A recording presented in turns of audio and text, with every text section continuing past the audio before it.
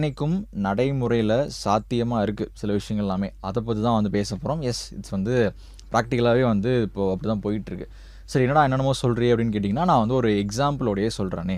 அதாவது பொதுவாக ஒரு தியரி சொல்கிறாங்க. என்ன தியரி அப்படின்னா, டைம் அப்படின்றது இப்போது ஒருத்தர் வேகமாக போகிறாருன்னு வச்சுக்கோங்களேன். ரொம்ப ஸ்பீடாக ஒரு ஜெட்டில் வந்து போயிட்டுருக்காரு. அவருக்கு ஒரு மாதிரி டைம் வந்துட்டு ஓடும் இல்லைங்களா? அவரை பொறுத்த வரைக்கும் ஒரே டைம் தான். 5 செகண்ட் அப்படின்றது அவரை பொறுத்த வரைக்கும் 5 செகண்ட் தான்.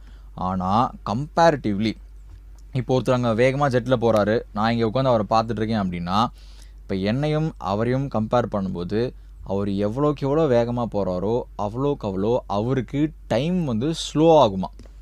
இந்த ஸ்லோ ஆகும் அப்படின்றது வித் ரெஸ்பெக்ட் டு மீ. அதாவது என்னை பொறுத்த வரைக்கும் எனக்கு வந்துட்டு இங்கே மேபி வந்து ஒரு ஒரு ஒரு நாள் கூட ஓடிருக்கலாம். ஆனால் அவருக்கு 5 செகண்ட் தான் போயிருக்கும். ஆனால் அது அவருக்கு தெரியாது.